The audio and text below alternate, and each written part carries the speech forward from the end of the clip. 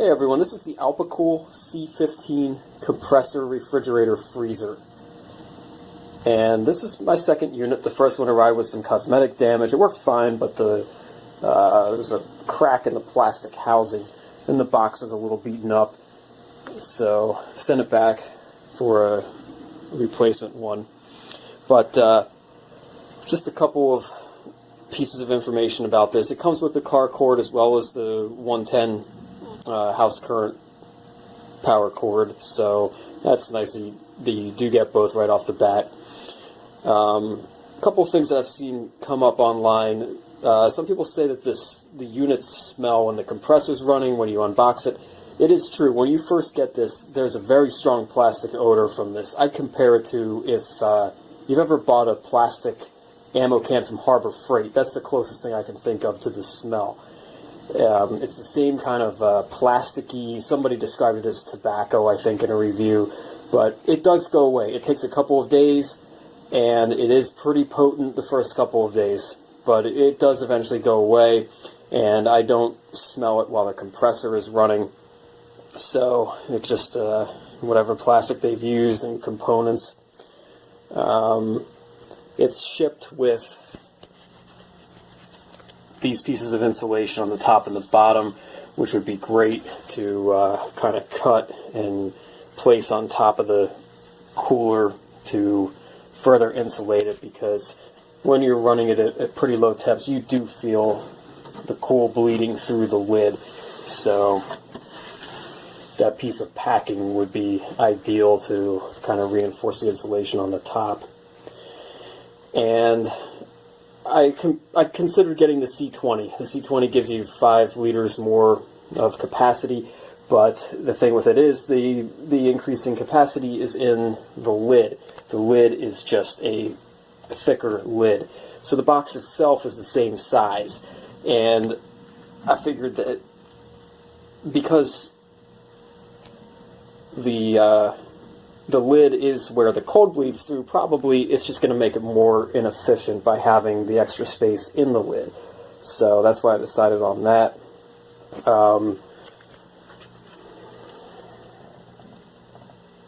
There's the digital display. Guys, this is not accurate at all.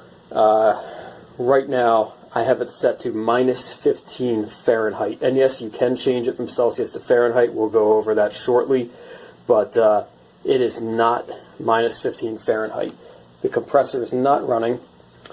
You can see the red light next to the power button. That means the compressor is off. The red light next to Eco and Max means that this is set to max cooling. But let's just take a look in the box and see what the thermometer is saying. And I've loaded this up with just some seltzer water bottles filled with tap water, just to kind of take up some space here to see how it performs when the box is fuller. So let's take a look on the...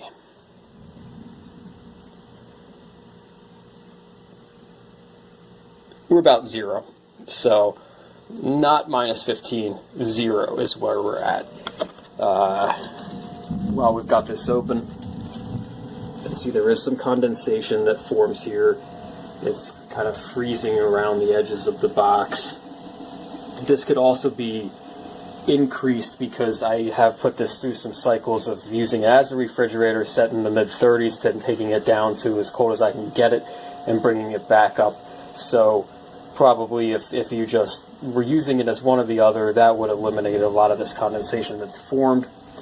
This is the sensor for my indoor-outdoor thermometer.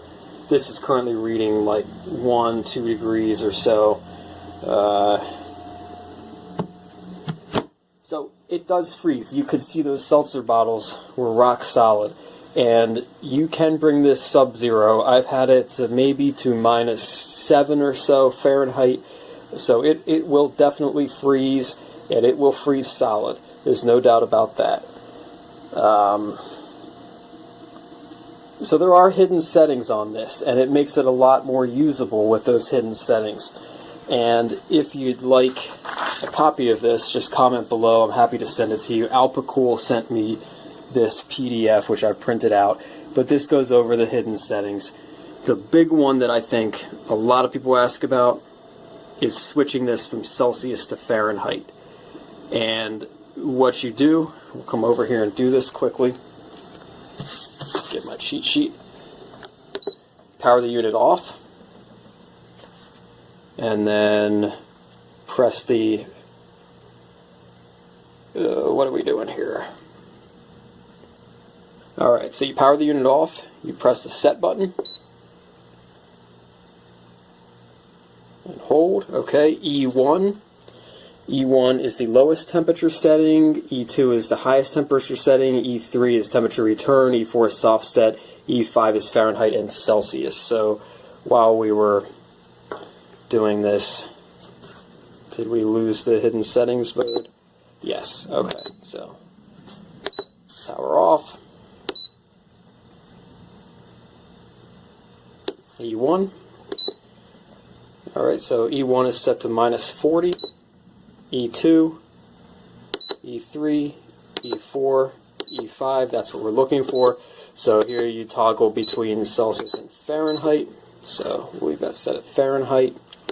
Then you have E6, E7, and E8, and I'll quickly discuss those settings. So I had to ask Alpicool for some clarification on this. What these three settings are for is to compensate for the incorrect digital display.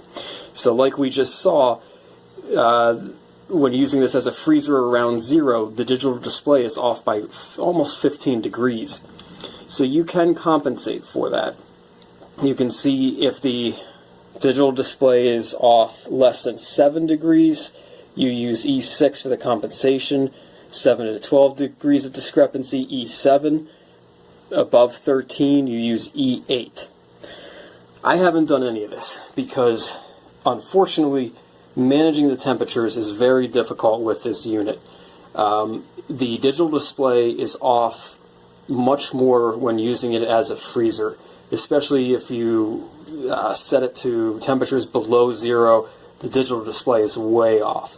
If you're just using this as a refrigerator and setting it to maybe mid to low 30s, it appears to only be off by a couple of degrees. So I think it's just going to take a lot of playing with these units. And this seems to be a universal thing in the reviews for the Alpicool C15 and C20.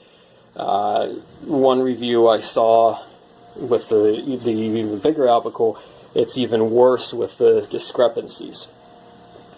But, I mean, we're talking about an issue with what that digital display shows. So it's not a matter of, oh, it won't maintain a steady temperature, it's just maintaining a steady temperature that's not being reflected in that digital display. So, quickly about power consumption, I don't have any hard numbers on that. I will try to do another review, but I can tell you I ran it at about 34 degrees for 8 hours off of my my solar generator here, and this is a dead marine deep cycle battery. It's about 8 years old. It doesn't come up to full voltage anymore, but it will power stuff for my needs, so I haven't replaced it. But to give you an idea, on that dead marine battery, it was at about 12.9 volts. 8 hours later of maintaining 30-degree temps with an ambient air temperature of probably low 70s, the voltage read 12.7 volts. So, and I believe I had this on eco mode for that test. So it really sips the power. It's very power efficient. And, this is just anecdotal evidence. There are other reviews and videos where there's much more in-depth information about the wattage that it consumes at different temperatures and settings. So, and I'll try to do a follow-up with that info. Yeah, so I think it's definitely worth it. If you compare this to other true compressor refrigerator freezers, it's hundreds more. So, and even with the price hike, the C15 has jumped up to $240. I think the C20 is $280. Even with those price bumps, I just don't think that you'd find something similar that does truly freeze and maintains pretty steady temperatures in that same price range. So yeah, if you have any questions, just let me know. If you'd like me to send these hidden settings to you, please let me know also. Just comment below, I'll get those out to you. It's pretty handy. It also discusses the 3 settings for the battery protection, which is really nice. And yeah, this just makes the unit a lot more usable with these settings. I don't know why they just don't include it in the manual right off the bat. But okay, thanks for watching. Please subscribe, and just let me know if you have questions. So here you have the new Alpicool C20 refrigerator freezer, and so I have it cooling down right now. I have it set at I actually have it set at 34 degrees, but you can see what it thinks it's at. It's actually thinking that it's reading 37 internally. I have temperature probes. If I look inside, I have a temperature probe inside. I put some 10 pounds of honey in there to give it a load to see what it does. I put the honey in there at 70 degrees and watched it cool down. As you can see, the 36 degrees is the air temperature. The 84 is the humidity. So it's pretty humid where I am. But that first probe is the temperature of the honey. The second probe there would be the air temperature in the box. And if I look here, I had it open for a bit while I'm talking to you, but that air temperature is basically sitting around 34 degrees, which is what it's set at. And then the temperature of the honey is 37 degrees. And that's just because the honey hasn't cooled all the way down, because I started at 70 degrees. But that's where it started. And there, that's the sound that you can hear. It just kicked in because I had it open.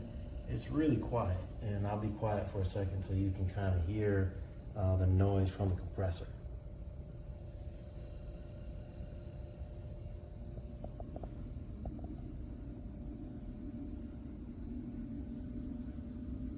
So it's very quiet. If I'm talking, you probably wouldn't even notice that it's making any noise. It has a nice little monitor on here. I haven't taken off all the stickers and everything because I just wanted to get it open and see if I was going to keep it. I bought it for a camping trip, and so far so good. I'm going to plug this into a Jackery battery pack and hopefully power this for 24 hours while I'm out hiking the mountains.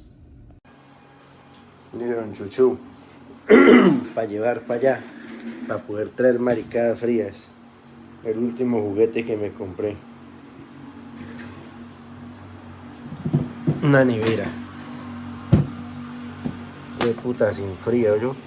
Congela a menos 20 grados centígrados. Píllela. Aquí la estoy empezando a funcionar, a ver cómo funciona. 2 horas. A ver cómo funciona.